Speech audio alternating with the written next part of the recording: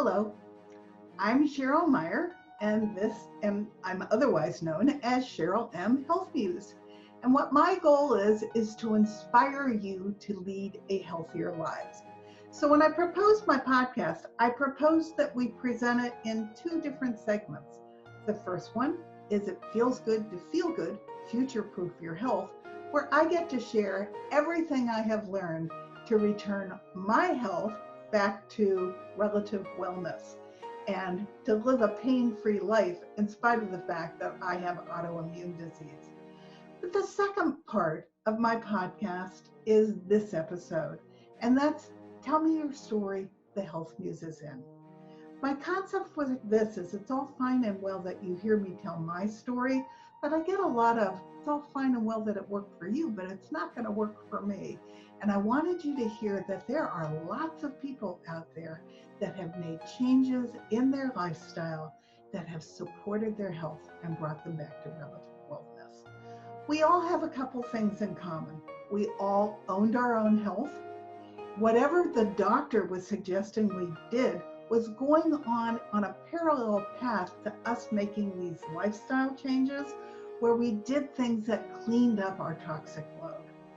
We all pay attention to our body. You'll hear jazz in the background because I want you to listen to the rhythm of your health, and I want you to pay attention to what your body is telling you. My body had been trying to tell me that I was going to topple over into toxic load for some time.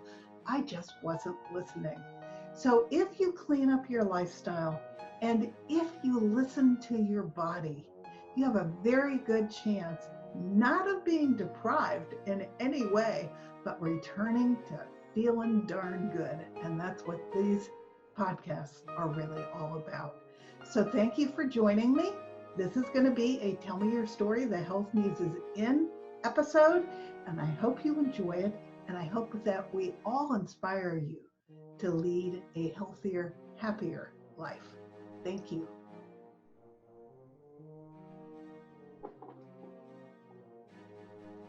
Hello, welcome to another episode of Tell Me Your Story. And we have a wonderful, wonderful guest today, all the way from Australia. Her name is Kimberly Spenser, and I am so pleased that she wants to share her story because she's somebody who struggled for years with bulimia, but she has come completely out the other end into total health, and she is actually coaching other people to be healthy. And so I'm thrilled to have her tell the story so that anybody out there that's struggling with anything similar can listen to her story and find the hope they need that they too can recover from this condition. So welcome, Kimberly. I am so thrilled to have you here today. Thank you so much for having me, Cheryl. I love that. I thought it was so punny that you said I came out the other end, because that's kind of what bulimia is. You have to get it going back so that the peristalsis goes the normal way instead of having it go out this end. So I appreciated the humor in that. I always love a good pun. Unconscious humor, but good. So welcome. It is a pleasure to be here. It's so inspiring what you have done. So I'm going to let you go ahead and tell your story, and then we'll have a little bit of a conversation as we go. Yeah, so I backtrack even before bulimia, because it's like eating disorders aren't just born in you. Like what happened was I had no training tools or capability or resources or learning as to how to deal with emotions. I grew up in a home, and my dad was an addict for all of my life until recently. Back in 2016, I staged his intervention, and since then he has been sober off of alcohol since 2016, and then sober off of opioids and painkillers since last year when he went to rehab for that. And so that was a beautiful transformation, proving that at any age you can transform your life, because he's now 73 and he had been an addict for 50 years. So I'm super proud of him. But when I was growing up, that wasn't the same. That wasn't the case. And so my dad was drinking, and I like to say that I had four dads. I had the pain pill popping dad. I had the alcoholic dad who was quite an asshole. And I had the pothead dad who was just kind of like numb and laid back and just didn't care. And then I had the sober dad, and the sober dad was really awesome. He was really cool. But basically all of what his addictions were, they were masking emotions. Like, and my mom also never really, like, she was codependent, yes, and she went to codependency rehab as well, which was great because she learned to start to speak up for herself and her needs and her wants. But growing up, she masked her needs, her wants, and any feelings that were something that weren't logical, something that you couldn't put, a process to, she just didn't want to deal with them. She just would stick her head in the sand and she's like, oh, you're feeling something? Oh, okay. Let's just pretend like it's okay. Let's just, bury it. And so I never really grew up with any tools or resources as to how to process my feelings. And I didn't realize, I now look back and I'm very grateful because I think that we are blessed to our parents to teach them things as children, to help them remember certain things that they may have been conditioned out of or had some plagiarized programming around.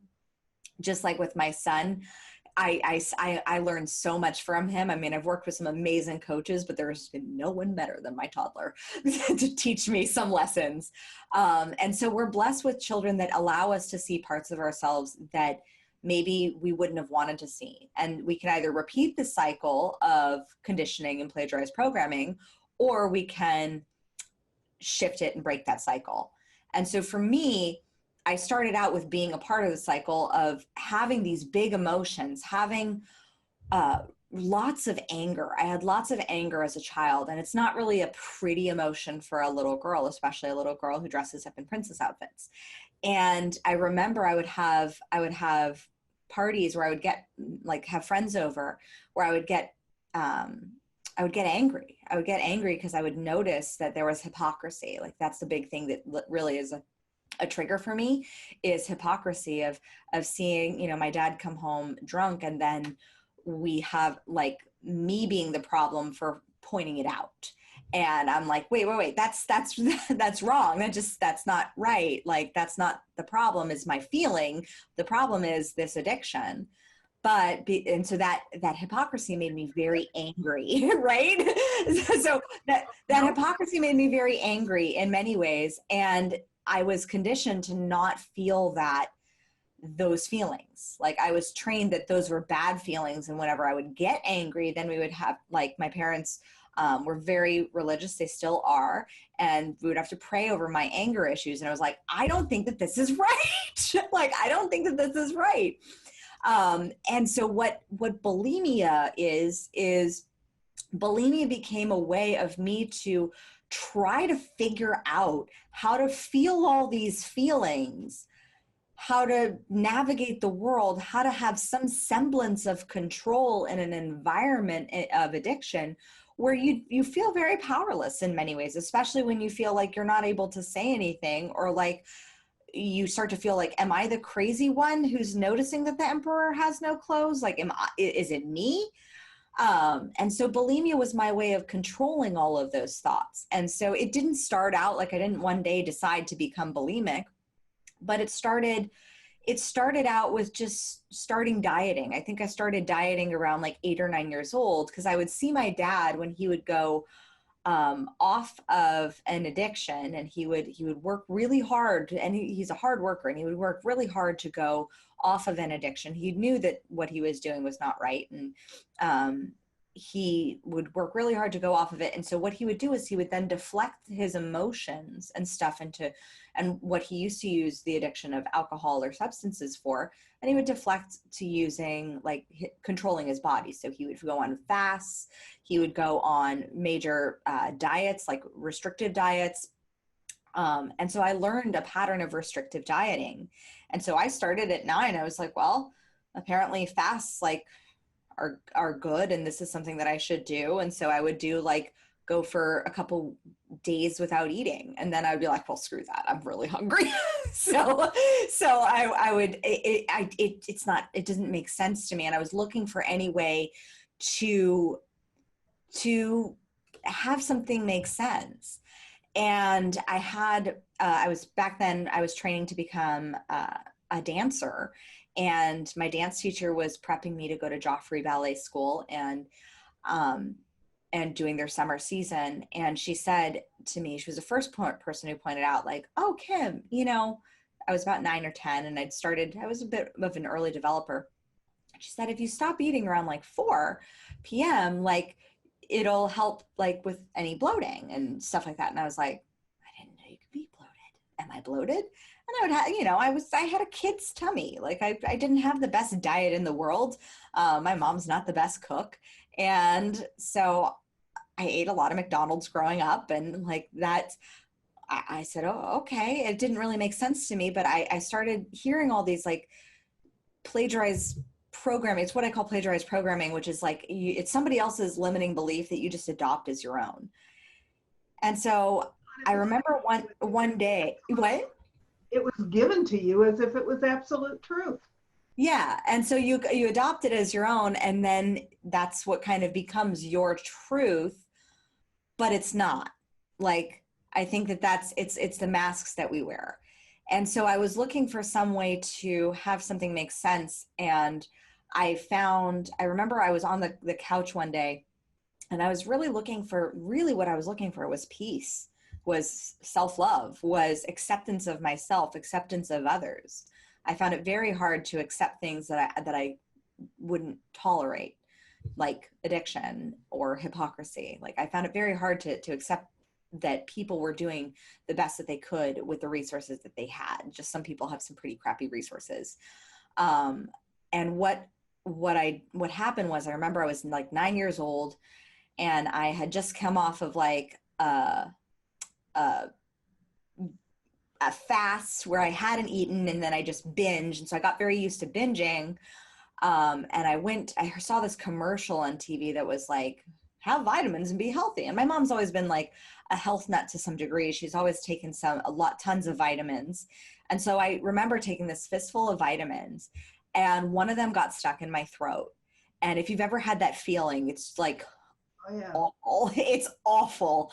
And so I was like not sure what I should do. And I went to the bathroom, and that was the first time I threw up. But after I threw up, it was not only the vitamins that I threw up, but it was all of the food that I had like just shoved down. It was all this pain. It was all this emotion. It was all the stuff. And for the first time after I vomited, I remember the feeling as I stood in the bathroom of this like feeling of peace that I had. And it was momentary, but I was like, oh, that's what this feels like. I felt like I had some sort of control. And so then within a year, I was fully bulimic. And I was that way throughout my childhood up until I was about 17, 18. When I was 16 years old, I told my parents, and I said, I think I have this problem. And I said, I throw out my food sometimes. I didn't say it was every day like it was, or every meal like it was, but I said, I think I have this problem. And my mom got very concerned. My dad didn't really, he was like, oh yeah, I've done that a few times. And I was like, okay, okay, so there's another addiction. So, okay, cool. So my mom was concerned though. And I remember because one time we were at the dinner table, and it was very rare for us to ever eat around the dinner table. But it was one day that we were sitting at the dinner table, and I went upstairs to go do my homework. And that wasn't like a lie or anything. I was a very good student. I was a high achiever, perfectionist, always believing that I wasn't smart enough, good enough. So I was always trying to prove how smart I was, prove how good enough I was with my grades. And so I went upstairs to go do my homework, but before that I had a pit stop. And I was crossing the hallway to go to the bathroom. And as I open the door, I hear this like thud, thud, thud, thud.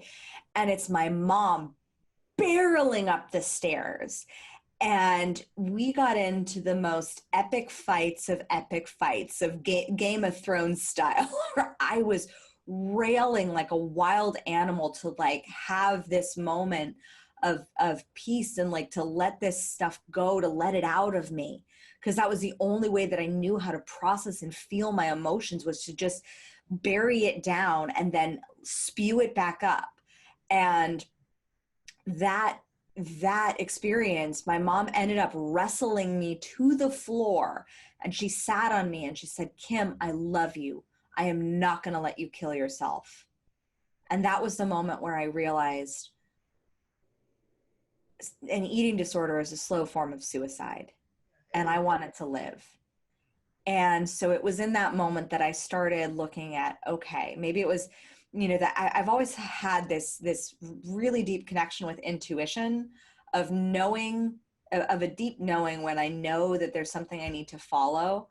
And so I started getting curious. I didn't think I had to have the right answers, because I didn't even know what the answers were. I didn't know how to get healthy. I didn't know how to have a body that I loved, because I hated and punished my body for years. You're really thin as a result? No, that's the other lie, is bulimia doesn't work. It makes your face fat because all the bile gets trapped up in your jawline. Like I wasn't fit. I wasn't really thin. No one would have known that I had a problem, except for the fact that people would notice at lunchtimes, oh, you have some weird eating habits. Like sometimes I would skip lunches. Sometimes I would just like say, oh, well, I'm not really hungry. And I would just sit with like a plate of food, and I would be punishing myself. Like subconsciously, that was what I was doing, was I would be sitting there punishing myself for having purged, or I would sit there punishing myself for, like, I had all of these complicated rules that would allow me to feel good in my body. So that's the thing that I've found over not only the decade that it took me to recover from bulimia, but then after bulimia, I became a certified Pilates instructor, because Pilates was the first form of exercise I found that actually made me feel really freaking good in my body. And I'd never felt that before. And I said, whatever this is, I said, I need to teach this, because I need to help other people feel this good in their body. And I was still, not 100% recovered back then, but I still knew that I had this desire to serve and to help people. And I also back then wanted a job so that I could move out. So that paid well. I didn't want to wait tables or anything like that. Not that there's anything wrong with waiting tables, but I wanted to set my own schedule. I wanted to have a little bit more autonomy. I've never been the type of person that does well with a boss. So I've always liked being the boss of myself, which is why I have my own company now. But that experience of going and starting to teach Pilates, what I realized was that it never was about the body. It never was about, whether someone ate healthy or whether someone didn't, whether someone was technically fat or technically thin, whether someone worked out 3 times a day or like 3 times a week or 3 times a month. What mattered was how they thought about their body. And I saw how powerful our thoughts were into shaping our identity, and how powerful our environments were into shaping our identity and our belief systems. Because what happened was, as soon as I started teaching Pilates, I was teaching people for 10 hours a day, different people with different backgrounds, with different experiences, of different genders, of different races, of different belief systems, of different religions. And I was able to see a different way of living. Because what happens is, when your brain is on survival mechanism, when your brain is in this survival space of fight or flight, and your amygdala is going on overdrive, you're looking to anyone as to how do you survive in this world, especially as a child, which is why a lot of our subconscious programming is kind of set as a child until we choose to look at what we want to choose into and what we want to take out. And when I looked at my programming, when I looked at like what I had learned as a child, now looking back, I see like there were all these belief systems that I had chosen into, like repressing my emotions, burying them, eating them up, swallowing them, and then having them spew out at some point, which was exactly what my dad did with his addictions. That pattern was a pattern that was learned. It was not a pattern that was unconsciously adopted at the time to survive.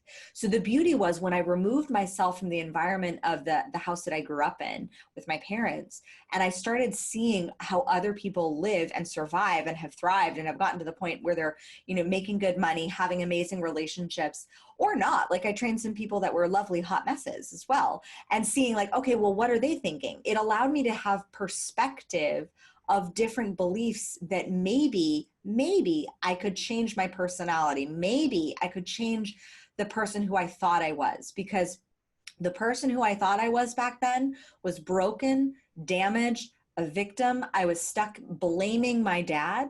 And the one thing that shifted my progress into full recovery was I stopped blaming everyone else for my bulimia. I stopped blaming my dad because it wasn't his finger shoving down my throat, it was mine. And I had to take ownership of that, that whatever happened in the past, it's in the past. And the past can't be changed. Your perspective of the past can be. And I had to change my perspective of the past, of blaming my parents for all of my stuff, and instead take ownership that I was the one who was punishing my body. I was the one who was allowing my boundaries to be walked over. I was the one who was believing she wasn't good enough. I wasn't claiming that I was. And I had to step into that place where I claimed who I was and who I wanted to be, instead of just allowing other people's perceptions to define it for me. And when that changed, and my computer apparently agrees, that was the changing moment. But it was a practice of leaning into that choice.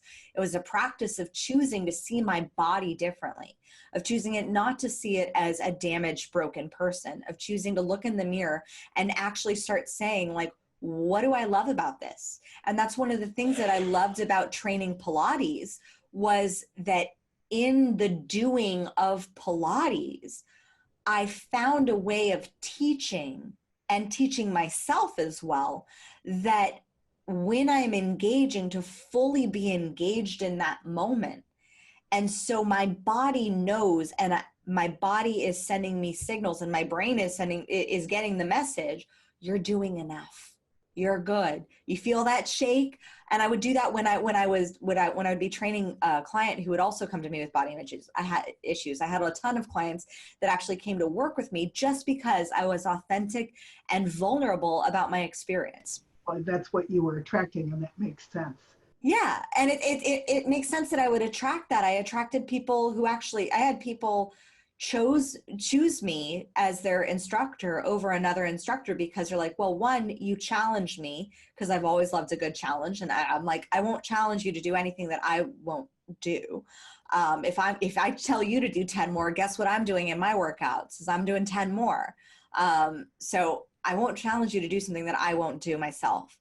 I also know that people would come to me because they'd had the body image issues, and they didn't identify or relate with somebody who's like, I've never had anything wrong with my body. I've always loved working out. I've always eaten healthy. I'm like, I used to drive through, eat McDonald's every single day and have a giant venti frappuccino every afternoon after high school. That I was like, my diet was crap. It was pure crap. And that's also authentic, and people pick that up. Well, it comes, I think authenticity also comes with you owning your mistakes. Right. And that perfectionist side that was really a lot of the bulimia for me, the desire to be perfect, really comes from that fear of not being enough. And from that desire to be perfect, that was a lot of what was causing a lot of my problems. So I shifted from a desire to be perfect to instead, what if I just accepted myself as I am?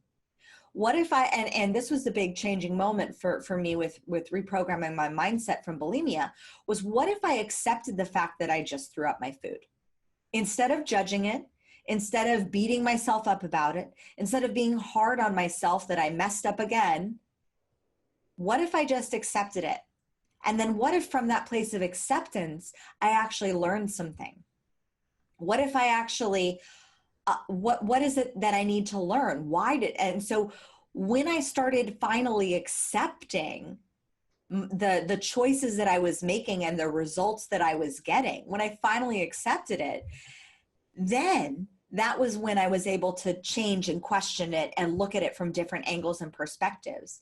But what happens is when you're not accepting it, when you're not allowing yourself to accept, I was working with one client recently, very successful businesswoman. And we were working on how her self-worth was being projected into her business. And she wasn't really taking care of herself. She would just always like shovel food in her mouth and just kind of like race around and was always busy, was always stressed out. And I said, you know, we were working on developing self-care, but she wasn't being accountable to herself. And I had to call her out on it as her coach. And I said, I got to ask you this question. And it's okay if you say no. I say, but answer it honestly. Is this a time in your life right now where you actually want to care for yourself, where you actually want to take care of yourself? And she was like, Kim, you know, I got to tell you, I know I should say yes. And I said, but what really do you want to say? And she goes, no. And I said, at least with that, we can work with that. We can't work with you shoulding on what you should do or should be doing, or you know you should be doing because you're smart. But we can work with the acceptance of that no. That doesn't mean you're going to stay at a no for forever. It just means that if you accept the fact that right now you're at a no, then that's a place where you can move forward from choice. Mind shift begins to happen. Yeah. Is admitting it. Yeah. Reminding me of, which is a totally different subject, but I quit smoking 3 times. Mm-hmm. And I got autoimmune disease. After not smoking for a long time, I had just started smoking again. And I sat down and why can I not quit smoking? It was because I was trying to give something up. And yeah. I was just going to be a smoker who chose not to smoke. And do you know, since then, I have never smoked again. Yep. It wasn't giving anything up. It was a whole mindset shift that I didn't want to be a smoker, and I had to accept that I was a smoker. I just was going to choose I didn't want to be there. Yeah. And it is a massive mindset shift, because I had to accept that I was bulimic. I also could accept in that moment, by accepting that, I could accept that I wouldn't be that way for the rest of my life. Right. That wasn't my destiny. But you have to accept the things that you don't even like about yourself in order to change them. You cannot change anything that you haven't accepted. No, and you can't run away from them because they go with you. And you can't should or supposed to yourself out of them, because that's not living in actual reality. So, and I have this in my business too, and with my business clients, that like when they are struggling with getting a monetary result, that they're like, why haven't I gotten this yet? I should be at this. I'm supposed to have this many clients or this, da-da-da-da. I'm like, yeah, you should. Maybe you're supposed to, but where are you now? Like, where are you now? How can you accept where you are now? Because that's actually the starting line. I like to think of it like a marathon. Is you can be driving around in your should car looking at the race course and saying, oh, I should be at mile 18 by now. But you're not. You're at mile 2. Like, and actually, if you're driving around in the should car, you haven't even started the race. You have to get out and start at that starting line and move from mile 1 to mile 2 to mile 3. And it's a practice and a process. And you didn't get any therapy to bring yourself to these realizations, right? Not in traditional therapy, no. I got cranial sacral therapy, which is a form of tissue energy healing. And it was through that cranial sacral therapy work that really helped speed up the healing.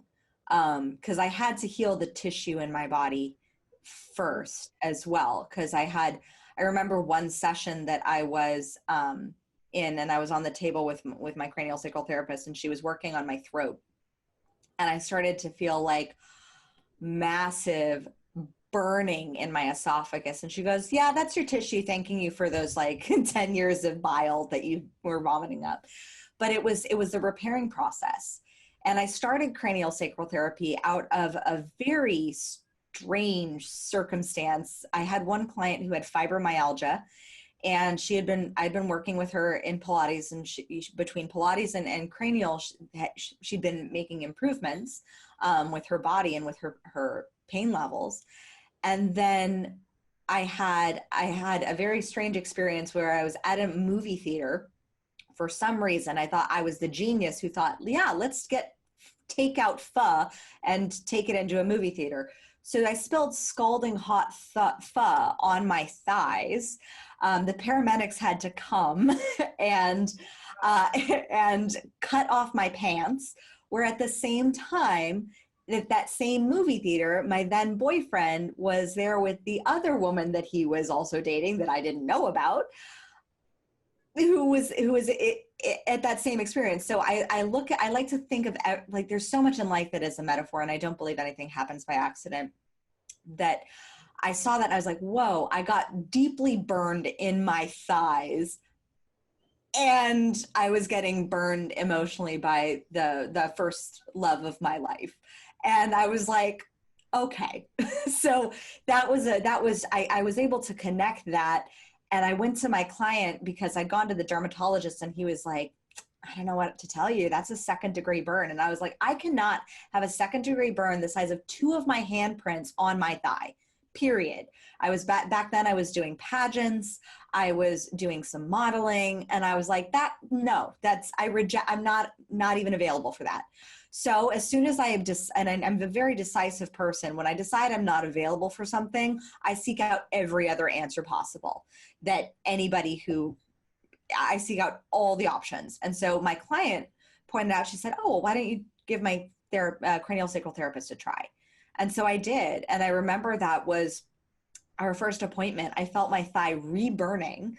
And I went back to the dermatologist the day later, and he said, what did you do? He said, I've never seen tissue heal this fast, and you're not going to scar. What did you do? And I said, I did cranial sacral therapy. And I said, well, if it worked for that, maybe it can work for like the insides and for healing the physical parts of me that I'd abused and that had been abused. So that was the only form of therapy that I did receive, but it wasn't traditional talk therapy. And that I did that for a decade, and it really, really served in my progress. And she was basically like one of my first coaches. Wow, that's amazing.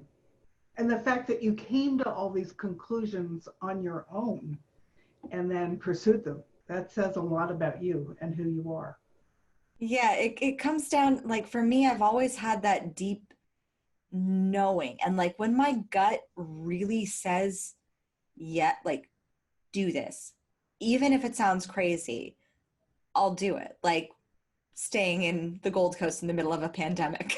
Like that even if it sounds crazy, I lean into it. And that's exactly what happened with how we wound up being in Australia. Was my husband was appearing here at a convention, and we just we saw what was happening with COVID. We saw how the United States was handling it. We saw everyone was basically going into lockdown. And I said, well, we could go back to Los Angeles and go into lockdown and be there, or we could do it here and have a beach as our backyard that we can walk on every day and run on every day. And I said, it just was such a no, it was that gut instinct of like, this seems crazy and let's do it. And that same curiosity of like, oh, wait, go ahead. You could do Pilates anywhere. So your business could be. Yeah. And I don't teach Pilates as much anymore. I actually just started bringing it back into my coaching with high performance because of what Pilates does for full engagement for the body. So, I mean, I have coaching clients around the world, and my schedule is great by being here because I get to work with all my US clients in the morning, and then I get to work with all my UK clients in the evening.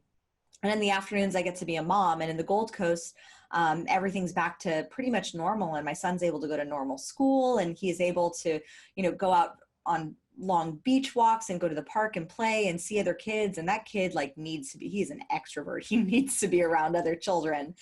So him being alone, cooped up in the house by himself, like that wasn't serving him. And so it really manifested into working out for the highest and best for everybody, for our family. And that's something that happens, I think, when you lean into that unconscious knowing, because it was through teaching Pilates for over a decade that turned me into mindset coaching, that now turned me into the holistic high performance coach that I am today, because I now can look at it I look at business from a perspective of building systems in the body.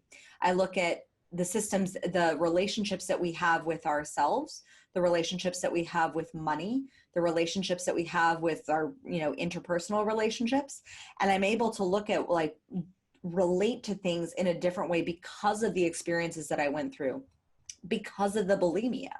Like, I didn't realize that until 2016, because I started my business I could say I started my business back in 2014, but I was very much a dabbler. I was dabbling in my business for about a year and a half. And then I found out that I was pregnant.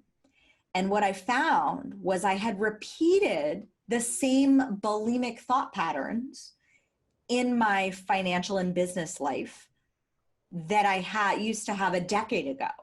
And so what the beauty was that as I've been writing my book and finishing that, it's allowed me to look at how money and food are so very similar, and how we look at money and our bank accounts and how we look at our body is very similar. And when I saw the same bulimic thought patterns, not that I was wanting to throw up, let me just be clear about that, because I have not thought that thought since I was 21 again, and I'm 33 now. But the bulimia of financial bulimia, where I would get money in and then I would spew it back out. It would go immediately right back out to bills, to projects, to things that I was working on. It always felt like I never had money to sit and nourish me and nourish my body and nourish my business and nourish my self-care. And it was the same thought pattern that I had with food, where food didn't nourish me. I would just shove it down, and I eventually got to the point where I could consume so much, and then it would eventually come back up. And I see the same pattern with business owners, where they are able to just receive more and more and more and more money because they're able to sell and close more and more and more sales. But they receive that, but that money doesn't stay and nourish their bank accounts. It immediately goes out to bills, to employees, to other things. So it's not actually staying and nourishing and growing and investing in their bank accounts. The same is true for food.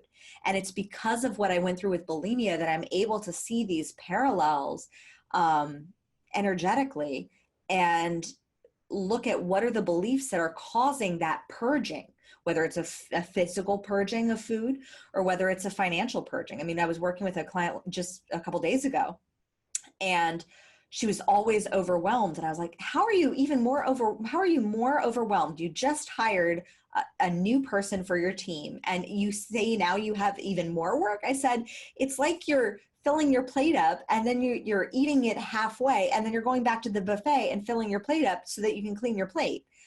And I said, I'm just curious, did you grow up with the belief that you needed to clean your plate? And were you taught that by your parents? And she was like, oh my gosh, yeah. And she goes, and then I was taught that, you have to go back for seconds in order to please the other person and let them know how much you love their meal. So I was like, do you realize you're doing the same thing with your relationship with your productivity in your business? And she's like, oh, I do the same thing. And she did the same thing in her eating, where she would, she wouldn't just sit down with a pint of ice cream and have a couple bites. She would sit down and eat the whole thing. Like, it would have to all be eaten. And that's why she was constantly in this state of overwhelm. And so being able to look at that and see how the pattern just had manifested itself in different forms. And that's the thing about a deeper subconscious pattern and the way that you think about things, is that a pattern, it doesn't necessarily stick to one form. So for example, my beliefs that I had when I was bulimic, about not being enough, about not being deserving of having a really amazing results in my body, of punishing myself for the choices that I would make, and hating on myself and beating myself up about that. Well, what happened after I healed my relationship with my body? I no longer work out to punish myself. I work out because I absolutely love myself. I work out to feel good. the problem was those beliefs weren't entirely handled, those deeper subconscious beliefs. And so they re-emerged in my romantic relationships. And I got into some relationships that I was abused and where I was punished for, talking to, being friendly with other people. Like I was and I saw, I remember seeing, oh my God, like that pattern is repeating of like those old beliefs, and I recognized it there. And then what happened when I figured out my relationships and was like, okay, I'm done with not being authentic in relationships, with people pleasing and trying to appease other people's standards of what a relationship is, just like I had tried to appease what other people's standards of what beauty is and what a beautiful body is. Back when I was bulimic, I then shifted it into my first e-commerce business. And so those beliefs again came up of not being enough, of trying to prove myself, trying to punish myself, and like overworking myself. Like I was so stressed in that business. My hair was falling out. I would wake up at 3 a.m. in a panic attack with to answer customer service emails. It was not a healthy way of living, and it was because of those old beliefs. So I don't believe that it's a new level, new devils. It's new levels, same devils. They're just coming back in a different form, in a different way. And if you can recognize when those old devils come back, you can assess them and basically go, oh, cool, awesome. Okay, that deserving thing is back. All right, awesome. Let's see what new thing we can learn from that today. Like, oh, that trying to prove yourself and not being enough thing is back. Okay, cool. Like, let's see how we can, I call it the Shanghai shit shift. I just envision like karate chopping it to get it, to have it be, to karate chop the learning lessons out of it so you can understand what the lesson is in it that will allow you to emerge faster and to grow faster. Because when you question those beliefs instead of accepting them as true, that is when I started to make the most progress. And that is when my clients, when I train them in our sessions to start questioning when those old patterns come up, when those old crappy beliefs come up, is question it. Is it possible that this is not true? Like, is it possible that is it ultimately true that this is true? Because if it's ultimately true, then it's true for everyone. But if it's not ultimately true, then that means it's a belief. And beliefs are like pieces of clothing, where it's a wardrobe, it's an identity, and that can be shifted and changed. And that's the power of your mindset, is that you can transform. It's not just like, and this is where I got into a little bit of some beef with, for lack of a better word, with the eating disorder community, because I was doing a lot of speaking for and PR for eating disorder events and cultivating eating disorder awareness. And there was this perception that I saw and this belief inside that community that once you are recovered, like, there's recovery, but you're always going to be in recovery. Like, it's like and it's almost, recovery to me feels like something that you can always slip back into that problem. Right. And I'm like, yeah, I'm sorry, I'm unavailable for that. Like, no. So I believe that you can transform and transcend beyond, so that's not even a thing. Like, I haven't even thought about throwing up my food. Like, even the idea of that, like, it's just like, why? Like, why would I do that? Why would I do that to my body? No way. Like, and that's the beauty of the transformation, of when you can transform and honor the process. Like, it didn't take me. It didn't happen overnight. It took, I think it was a process of about 2 to 3 years of really honoring the learning stages that I went through. And once I knew that I was in the learning stages, that changed. Yeah. You're not going back. Yeah. There's like, why would I? That would be, yeah, that would be complete. And like, it's almost like there's a different person. Right. Like, I look back on that girl, that version of me, and I see her in pictures, because God bless Facebook, they just bring up all your memories from time to time. And I'm like, oh, wow. I remember that girl with her jet black hair trying to, be dark and like show how hurt and how wounded she'd been, and how improve her victimhood. Like, I remember when I used to fight for my own limitations. And there's no way I'm doing that now, not as a mom, hell no. Like I like to say I'm a warrior for possibility. So there is no way on this planet that I would ever go back to being that person who used to fight for her limitations. Yep. Nope. I hear you completely. Yeah. And it's fantastic that you came out the other end and you know that you are limitless in what you can do. The body is a magical, magical vessel. And it's like more and more science is proving how not only our bodies can shift and change and regenerate, I think, faster, like, and it comes from partly changing how our emotional state affects our physiology. And so when you're in an emotional state of a victim mindset, and I want to be very clear that there is a difference between being a victim of an experience like rape or abuse or physical abuse or whatever. Like there's a difference between being a victim and having a victim mindset. For me, I let those experiences from my past define who I was, which was a victim mindset, because then that causes that experience to be the thing that transformed you. And thus you're living with that thing every single day and blaming that thing and it's and complaining about it. Like, and I realized this when I went through my buyout with my e-commerce business, because I was bought out of my e-commerce business back in 2014. And then I had a year and a half where I was basically dabbling with Crown Yourself.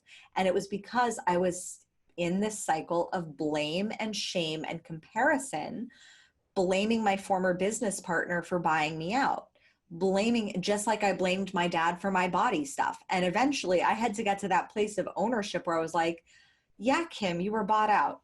And that was a year and a half ago. So whose responsibility has it been to grow this business? Yeah, it's like not your former, yeah, it's not his, it's yours. And eventually, and personal responsibility and taking ownership, it ain't sexy. Like no one likes to be in the hot seat where they're wrong. But at the same time, you cannot change without being in the place of accepting that you are where you are right now because of you. Right. And then allowing change to come from that. Yeah, no, I actually have never been much of a victim. And I don't even really believe much in failure. It's just an opportunity to find another way to get around the wall. And yeah, that's where growth comes from. And that's a great thing. So yeah, my doctor told me I needed mental therapy because she didn't know what was wrong with me. I said, I got news for you. There's something wrong with me, and I'm going to go find it, and I'm going to go fix it. She looked at me like I had landed from Mars. But I don't do that necessarily in all aspects of my life. But when it came to my health, I was not going to accept that from somebody. I was not going to pain and pills. I just wasn't. Yep. I did the same thing when I had been like just so heart set on having a natural childbirth and doing it the way that we've given birth for millions of years. And so I figured and I went to a doctor to get my ultrasound, and he looked at me and he goes, I don't know what you're going to do. And I was like, what do you mean? He goes, well, your baby's healthy, but your placenta is totally covering your cervix. So if you gave birth naturally, you would bleed out and die. And I was like, thanks for the pep talk. So, so I said, well, it's early. So what is the chance of that placenta moving? And he said, I don't know. I'm going to give it a 50-50. And I was like, great. And he was like, what do you mean great? I was like, oh, I'd take those odds in Vegas 100%. 50-50? Hell yeah. Let's do it. And I came back 8 weeks later, and I did between then and that next appointment, I did 8 weeks of meditation, mindfulness. I took some Chinese herbs as recommended by my midwife to warm up my body to move the placenta. And within 8 weeks, I went back to the same doctor and he was only my ultrasound doctor. He wasn't like going to deliver the baby. Had he been in that spot, I would have fired him. But I eventually started to get to the point where I loved him so much because I called him Dr. Always Wrong, because he was always wrong. Because I went back and and he saw it. He's like, what did you do? And I was like, mindset meditation and some Chinese herbs. And he was like, your placenta's like, it's completely moved. And I was like, yeah, I know. I just knew. And because I was not going to be available for it to not move, period. Like I knew I needed to have a natural childbirth for my son for some reason. And I knew that I also needed to have a natural childbirth for myself. Because after teaching Pilates for 10 years, I had rehabbed so many women from C-section, diastasis recti, and all of the things that go along with childbirth. And I was like, I know that when you have a C-section, you ain't feeling those abdominal muscles anymore. And I just wasn't available for that. So I said, I'm going to have a natural childbirth and I'm going to get my body back. And I remember I had a client at the time and she was like, Kim, aren't you scared about losing the baby weight? I was like, why? No, I was like, no, not at all. Like, I know I'll lose it. I just knew. And it's that trust and certainty in your ability to figure it out. Right. And I think that when you can cultivate that trust and that certainty within yourself, that is something that makes you unshakable and unbreakable to no matter what life throws at you. That you know that you can figure it out no matter what, no matter whether it's a problem in your business or a problem in your finances or a problem in your marriage or a problem in, your health. Like when you cultivate that trust with yourself that like, and you hold that firm boundary that you are unavailable for anything less than what it is that you want. Period. Yeah. And then with that decisiveness, it changes the game for your mindset. You figured that out at a very young age. I was much older when I figured that out. But when I started researching, I had no doubt that I was going to find it. I was going to be able to do what it was and I was going to fix it. Exactly. It's that trust of having our ability to figure it out. And I love one of my mentors, Marie Forleo. She has a book that's Everything is Figure Outable. And like the only one thing that's not figure outable is how to like come back to life after you're dead. That's basically a universal law. But everything else, unless it's a universal law, it can be figured out. You can find a way. You can find a way to make it work for you. I mean, I've just been reading in, my son has this like Wright brothers book. And in the book, it says like back in 1903, they flew the first plane, right? And they went to the newspapers and the newspapers didn't say anything about it. They thought they were lying because scientists back then believed that nobody would ever be able to fly. And I'm like, science is mercurial. It can be wrong. And it can be like what people used to do, what doctors used to do, what diets were recommended back in the 1800s and 1900s, like is now totally disputed as being truth. But back then they held that as truth. And so it's about really allowing yourself to have the curiosity to question what is somebody else's doctrine toward you. Allow yourself to have the curiosity to question your own responses. Because sometimes when you have that natural, like triggered response, sometimes when you're like, whoa, okay, that was a bit curt. That was a bit over the top. That was a bit much of a response and what was really warranted for this situation. It's kind of like taking a step outside of yourself and watching the movie of yourself and being like, huh, that's an interesting reaction that actor had in that scene. Like, why was that reaction so big? And being able to question that and ask those questions and have that curiosity to question what it is that you think you know. All those people who came before you. Yeah. That will get you where you want to be and not letting anything stop you from doing that. Yeah. And just being unavailable to not get what you want, in essence. And which is essentially saying you were not about to settle for anything, for what you were. Yeah. Yeah. I mean, I have a motto and a belief that I live by is that I I am unavailable for anything less than profit and prosperity. Like, I am unavailable for anything less than that. I am unavailable for anything less than ultimate health and ultimate wealth and the most amazing relationships. Because it just sets that boundary and that standard for what I look for. And so, and one of the things that I teach with my clients in their businesses, as well as in their life, is when you know those values of what you stand for. Like for me, in my company, ownership is a value. And we own when we mess up. Like, we own it.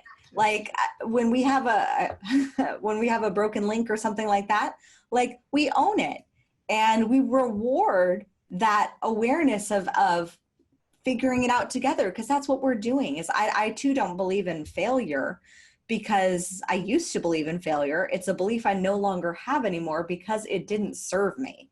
So when I look back at, and if you're looking at how do I question these beliefs, how do I question, or how do I know what is a belief that I need to question? Well, look at like, what are the results that you're getting? Why do you think that you're getting those results? And that right there, that why will give you a belief. Yeah, and I don't figure it out or somebody up. I want to figure it out so we can change it and move on. Exactly. Like, bulimia is something I have completely moved on from. And the reason I circled back to writing about it for my book, Mindful Meals, is that I was actually on a call with my coach, and she told me, she said her daughter came out letting her know that she was throwing up her food. And she said, Kim, I need you to write this book for my daughter. And I was like, okay. So I know that other people are struggling with their body image, with how they think about their body, with how they perceive their body, how they love on their body. And really it comes back to, are you operating in your body from a place of fear or from a place of love and trust? Because that's really what it came down to. Because for me, I had all these fears about my body, about not being skinny enough, about not looking the right way, about having love handles, or not having perfect toning or whatever, or not being the beliefs that, like, if I had this body, then I'd be able to feel this way. If I have this body, then I'd be able to do these things that I want to do. And eventually all of that is just conditioned beliefs. All of those are just beliefs. And eventually I said, well, what if I just instead felt that way right now? What if I just bypassed the if then and just started thinking about, how could I feel that way now? How could I feel good in my body now? And how could I, like, what would really make me feel good? And sometimes it is going for a really good workout. Sometimes it is having a really delicious salad. And sometimes it is enjoying the sweet potato fries with some ketchup.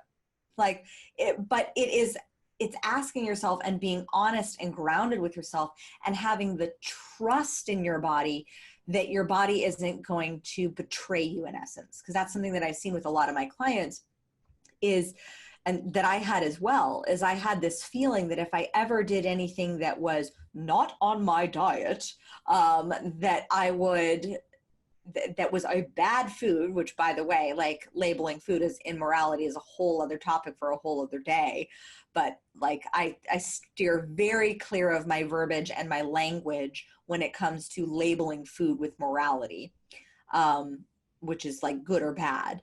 But eating something that was not on my diet, I used to have this belief and this perception that my body would betray me. Well, what happens? Your subconscious mind, it does not process negatives, and it basically tells you, it goes where you tell it to go. So, and your subconscious mind is running your body. It is beating your heart. It is breathing your lungs. It is listening to, it's keeping you alive, and it's listening to everything that you're saying and everything that everyone is saying around you. So be careful who you're surrounding yourself with. Oh yeah. And that, when I saw that, and I saw this common belief that, oh, I used to believe that if I had a piece of cake, then suddenly 5 pounds would magically come on out of nowhere. And that's normally what would happen. I was like, whoa, how did I gain 5 pounds from one piece of cake? And I would blame, it goes back to that blame, that energy of blame and deflection on the cake. And instead of just saying, well, what am I telling my body to do? I was telling my body to I was, go ahead. Yeah, you were telling your body to gain 5 pounds. Yeah. So, I mean, and because I was saying that, like, that's what happened. Your subconscious mind, it doesn't, the beauty of it is that it follows your clear, explicit instructions. It's like a toddler. Like, I don't tell my son to not do something because I know that if I tell him, don't throw the ball in the house, that ball is going to be clear across the room in about 2 seconds. Because your subconscious mind, it doesn't process negative. So start telling it what you want it to do. So instead, I would sit with that piece of cake and I would say, you know what? What I want is I want to enjoy this.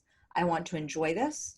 I want to know that I am fully consciously aware that this is not the most nutritious choice I could be choosing.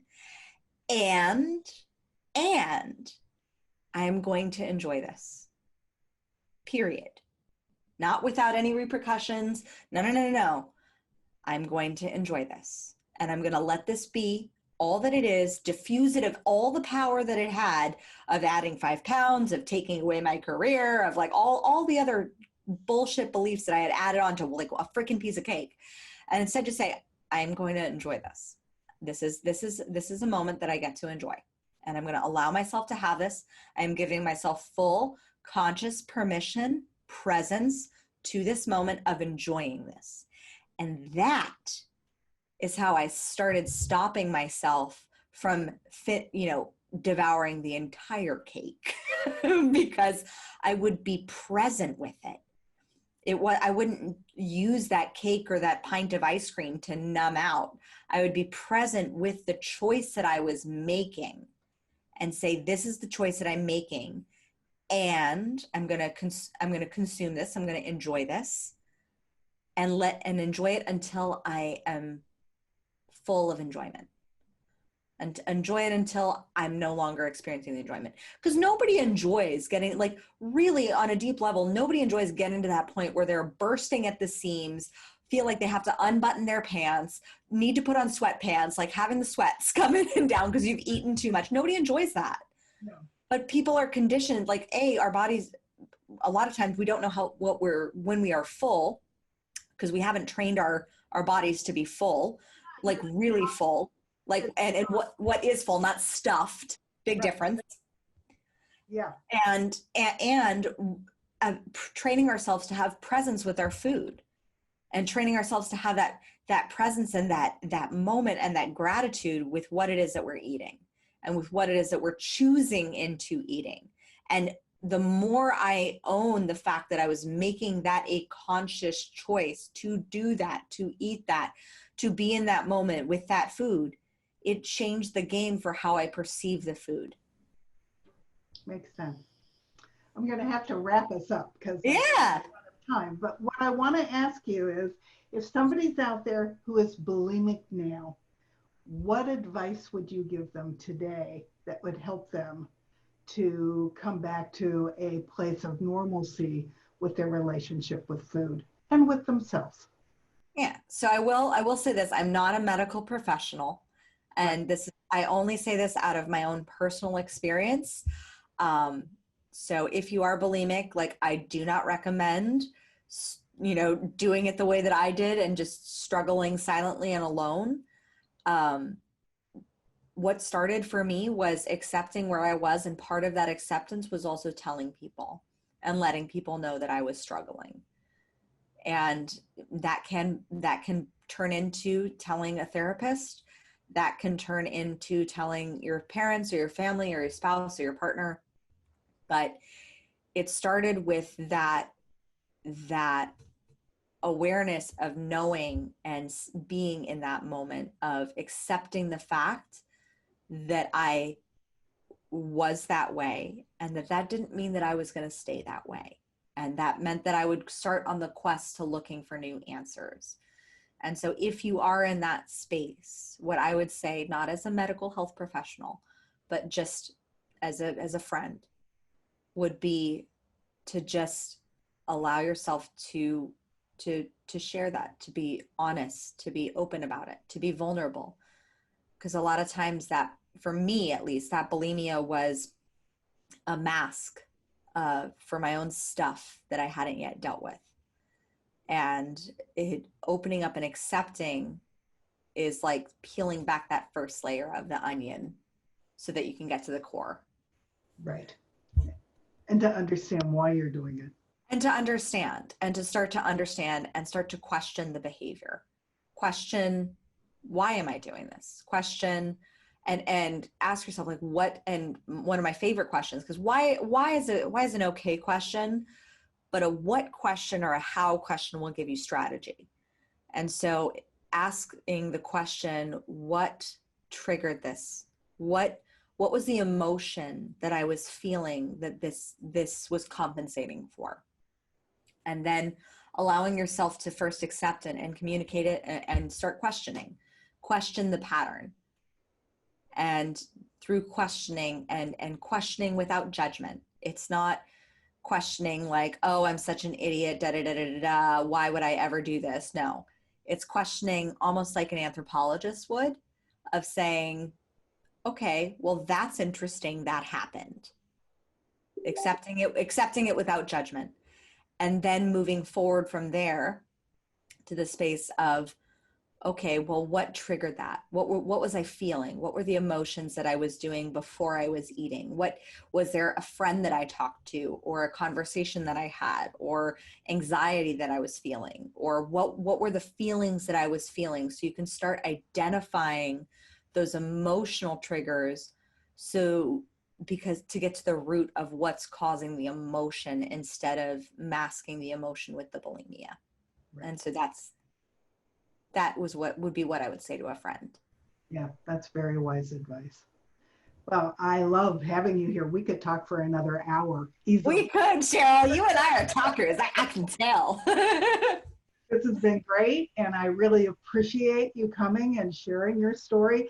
And I think one of the things that's the big takeaway is that you have moved completely past it, so that people listening, if they do have the issue of bulimia, they can have hope that they too can get their self-worth and move past it to a wonderful life of their own that is self-aware and that is accomplishing everything that they want to accomplish in their life.